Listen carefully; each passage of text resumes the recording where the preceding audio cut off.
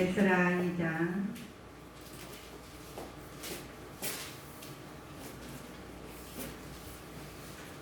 55절부터 58절까지입니다. 네.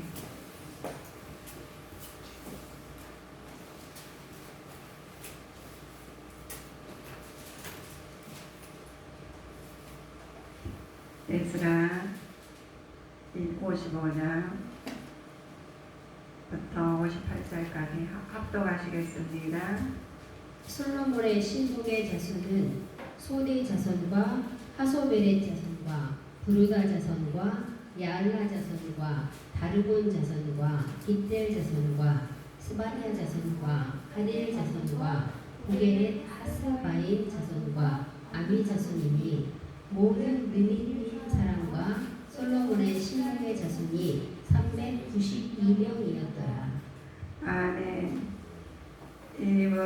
이렇게 우리 솔로몬 신복의 자손과 그의 사람들이 이렇게 이 사람들을 어떻게 쓰셨는지 보면은 놀라운 일이 벌어집니다.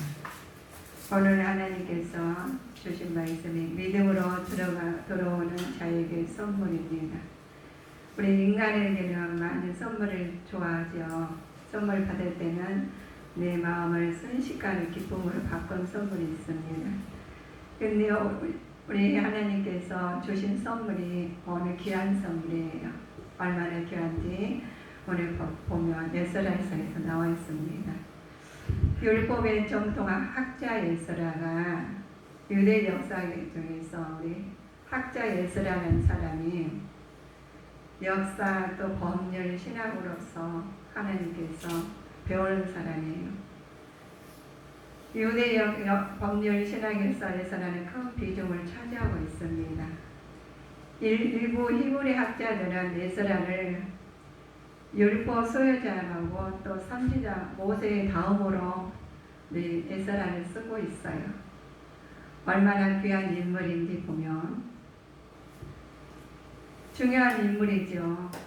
모세를 뒤를 이어서 유대 민족을 두 번째 선지자로 생각한 에스라는 국가 재건할 때 율법과 성전 또 예배를 회복하는 지킨 지도자였습니다. 또 서기관으로 학자 일을 구약 시대에 각종 문서와 계약서를 써주는 구술을 하는 사람입니다. 종교적으로도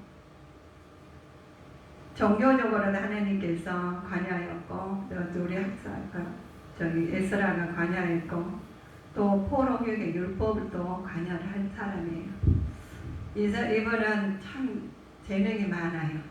재능이 많아가지고 배우기도 많이 배웠고 그런 학자이자 또 율법사 법률과 또 신학으로서 뛰어난 사람입니다.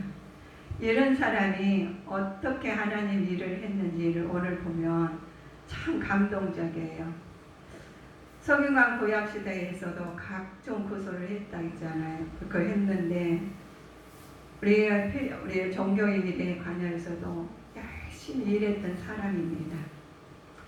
그러나 포로기 이후에 율법을 필사하고 또 보존하여서 해석하는 정능까지도 임했던 사람입니다. 신약에서도 율법 전문가로 인정받았던 에스라는 하나님 말씀 안에서 항상 움직였던 사람인데 은혜가 넘치는 사람입니다. 에스라에서는 내용이 우리 보면은 참 은혜스러워요. 모든 명이 알면 은혜스럽고 모르면 답답하잖아요. 그런데 우리가 세상에 보면 많이 가진 사람이나 많이 배운 사람들이 하나님 곁에 오기가 힘들어요. 왜? 바쁘니까. 아니면 또 우리가 세상 보이지 않는 하나님을 믿어야 되니까 자기 주관으로 많이 나갑니다.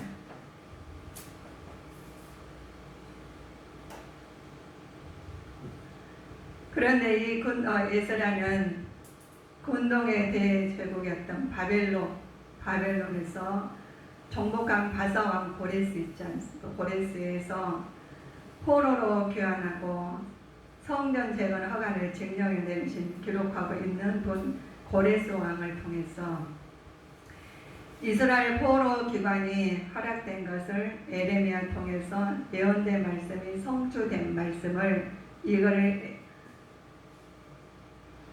에스라가 다 알고 있죠. 에레미야를 통해서 우리가 예레미야를 기도를 보면 얼마나 눈물 넣는 기도가 많죠.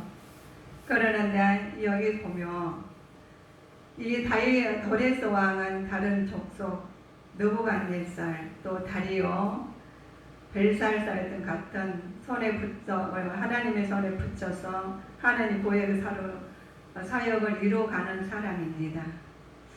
그런데 이분을 통해서 하나님이 사람마다 한 사람 한 사람 귀하게 쓰신 부분이 우리 하나님 성경에서 기록된 말씀이죠.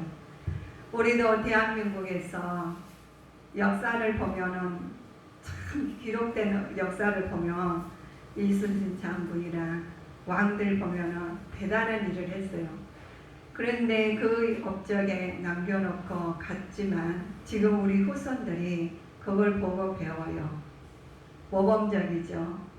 그러나 우리 성경 인물에 나온 것처럼 이대로 지금 사회에서도 움직여 나오고 계보로 이어가 나가고 있습니다. 그러나 많은 사람들이 우리 그거를 갖다가 교과서에 나와서 시험도 봐요.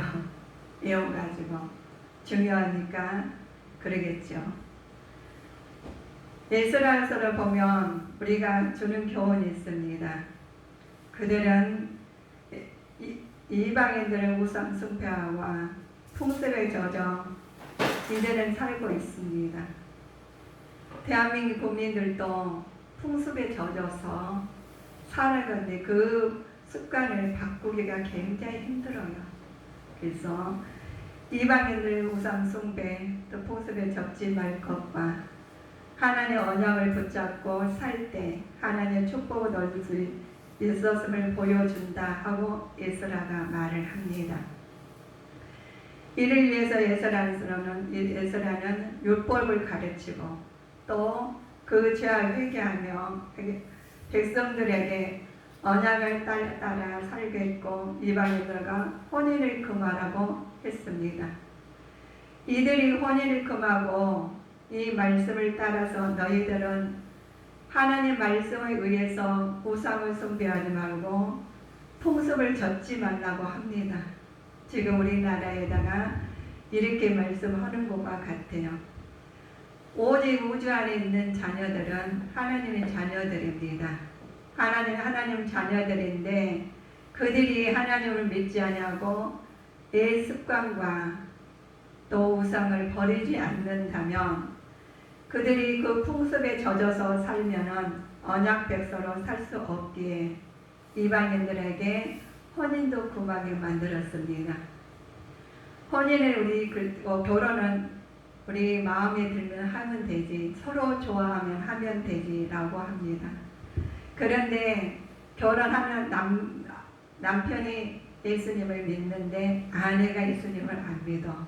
그러면은 그 자녀들은 예수님 안 믿는 확률이 굉장히 높아요. 남편이 아내를 전도하는 것은 굉장히 힘듭니다. 아내가 남편 전도하기는 그래도 쉽지요. 그래서 유대인들은 필히 이방인들하고 결혼을 못하게 했고 하나님 말씀으로 금한 것을 나와 있는 부분이 그렇습니다. 우리는 우상 숭배하지 말아라 하는데 하나님 말씀은 기록된 말씀이 첫 번째 우상을 섬기지 말라 그랬어요. 나 외에는 다른 신을 섬기지 말아라 라고 하십니다. 그런데 파급적으로 우리가 내 안에 죄가 있으므로 그 우상이 보이는 것이기에 보이지 않는 것은 우리가 믿지 않고 보이는 것을 따라가는 것이 많습니다. 왜 그러느냐? 우리는 보이는 것이 굉장히 중요하다고 생각하십니다. 우리는 하나님 자녀들은 보이지 않는 하나님 자녀를 하나님을 믿는 거예요. 보이는 부모님을 우리가 계시죠. 하나님 보이지 않는 하나님 믿기가 더 쉽다고 생각하는 사람 있는가 하면 보이는 부모를 따라가야 쉽다고 생각이 한 사람이 더 많아요. 그래서 보이는 것에 치중하다 보면 나중에는 그걸로 통해서 고난을 받게 되지요. 그래서 이 에스라가 말을 해요. 여러분들이요, 우상 숭배하지 말고 풍습에 젖지 말고 또 하나님 언약을 붙잡고 살으라고 말을 합니다. 그러면서 율법을 가르치고 또 죄악에서 회개하고 회개해서 백성들에게 언약의 말씀을 따르라고 강조합니다. 이들에게서 강조하는 말씀이 이것은 내 마음이 절실하기 때문에 강조를 하겠죠. 우리 하나님 주변에 계신 성도님들은 내 마음에 어떤 분을 모시고 사느냐에 따라서 강조를 하게 됩니다. 방향을 다르게 가지요. 그러나 우리 하나님께서는 어떤 사람을 통해서 쓰느냐, 하나님의 자녀로, 하나님의 말씀에 쓴 사람으로 쓰게 됩니다.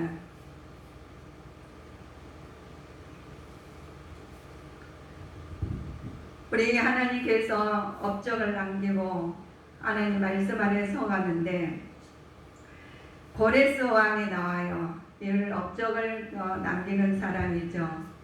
베데와 마사를 연합하여 통합국가를 세운 바사의 초대 왕입니다. 정령국에서 보면 바사에게 종교를 말살하지 아니하고 장려했던 유대인들을 본토로 귀환시키는 성전 건축하도록 도와 일하신 분입니다. 하나님은 고레스 왕을 쓰셔서 하나님의 뜻에 따라서 이스라엘 구원의 역사를 이루게 하신 부분이 고레스 왕이에요. 우리에게 주신 내용에 보면 많은 사람들이 있어요. 이방인들도 있고요. 이스라엘 백성들도 있습니다.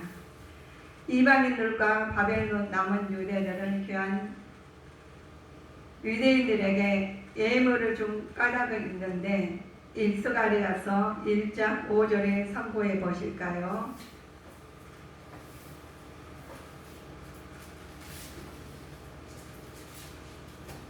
스가랴서 1장 5절입니다.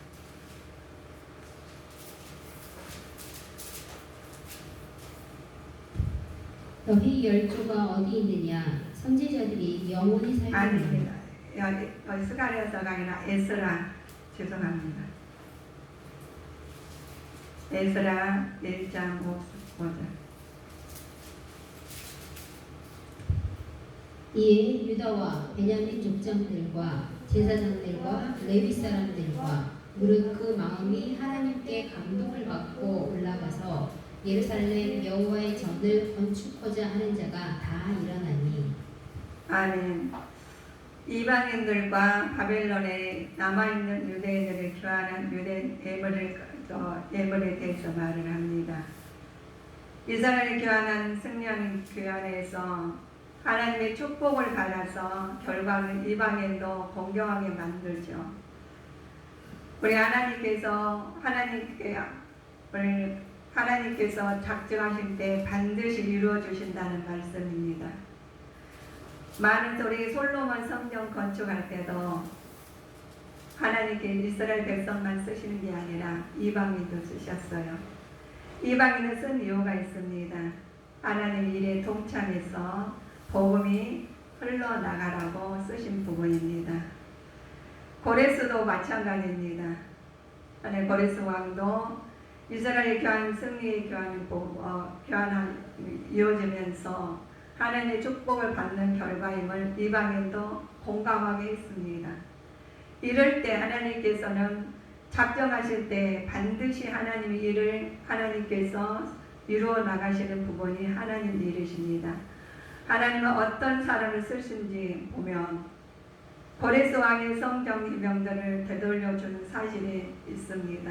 그 의미는 하나님께서 친히 성전을 다시 세우시고 다시 우리 하나님 실추했던 유대 백성들이 성민으로 주의 명분을 회복시킬 것이라고 담겨있기 때문에 하나님이 우리에게 말씀을 주시고 회복시키고 그리고 인도하시는 부분이 이스라엘 백성을 통해서만 아니라 이방인들 통해서 하나님 일을 하십니다. 그러니 친히 하나님 성전을 세우시는데 꼭 하나님 일을 하실 때는 먼저 하나님 성전을 세우게 만드셔요. 그래서 우리 심령의 성전을 먼저 세우셨고 그 다음에 지상의 성전을 세우실 때도 하나님 먼저 이스라엘 백성들은 하나님 자녀를 놓고 들로 세우신 다음에 또 믿지 않는 이방인들도 세우시는 부분이 그들에게 하나님 은혜를 주셔요.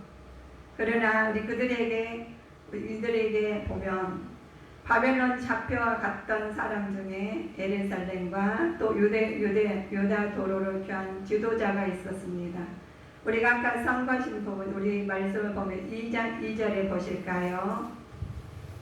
곧 스룹바벨과 예수아와 느헤미야와 스가랴와 의엘나야와 모르드게와 빌산과 미스발과 부기웨와 르훔과 바나들과 함께 나온 이스라엘 백성의 명수가 이러하니. 자, 이스룹바벨, 예수아, 느헤미야, 또 스레야, 또 루알레야, 이런들 다 말 합치면 교환한 사람들이 지도자는 12명이었어요. 12 지파를 상징하는 겁니다. 교환한 사람들이 지향했던 공동체가 궁극적으로 언약 백성들의 이스라엘 공동체임을 말씀하시는 겁니다. 1차 귀환자들이 어떻게 구성되어 있는지 보면 귀환자들은 우리 12지파로 우리가 세웠죠. 지도자를 귀환자들을 가계별 수요로 세웠어요. 또 제사장들은 동료와 성읍별 수요를 세웠죠. 귀환한 자들은 가계별도 수요를 세우고 내인들 세우고 너비된 사람과 솔로몬 신국자들에게 가계별로 수요를 세웠습니다. 출신의 종족과 계보로 불분명한 평민들과 포로 교환자들도 총수로 세운 겁니다. 교환하면 포로로 또 끌려간 당시 2배 더 넘었던 사람들입니다. 그래서 하나님께서 이들을 강성하게 하시는 부분이 있습니다.